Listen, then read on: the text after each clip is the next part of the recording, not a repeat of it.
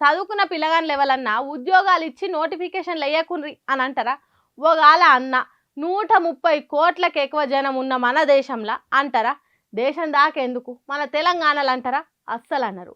ఉద్యోగాలు ఇస్తున్నామంటే కుప్పలు తెప్పలు వస్తారు. అబ్బబ్బా, ఏం జనం గొర్రెతో ఒక బెత్తడు అన్నట్టు ఉండే ఉద్యోగాలేమో కొన్ని, వచ్చిన పిల్లలేమో బొచ్చెడు మంది. వరంగల్ పట్నంలో ఎంకే నాయుడు కన్వెన్షన్ హాల్లా జాబ్ మేళా పెడితే ఇగో గిట్ల సమ్మక్క జాతర తిరిగి వచ్చిండ్రు చదువుకున్న పిల్లలు. చదివిన చదువుకు చేసే కొలువుకు సంబంధం ఉండకున్నా మంచిదే గాని 4 రూపాయలు వచ్చే పని ఏదైనా దొరకాలని దానిలాడుతున్నారు. కొలువు కోసం కొట్టుకున్నంత పని చేసిండ్రు పిల్లలు. ఏడా వెనకబడి పోతామో అని ఒగలనొగలు నెట్టుకుంటా పోతే తొక్కిస్లాట జరిగింది. దర్వాజా కాడున్న అద్దం బలిగి కొందరికి దెబ్బలు కూడా తాకినాయట.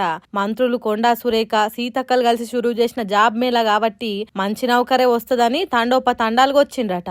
ఇంత మందిలా ఎవలకు జాబ్ వస్తుందో ఎవలకు అదృష్టం ఉన్నదో తెలియదు గాని దీని మీద కొందరు సీఎం డిప్యూటీ సీఎం మాట్లాడిన పాత ముచ్చట్లు యాది చేస్తున్నారు.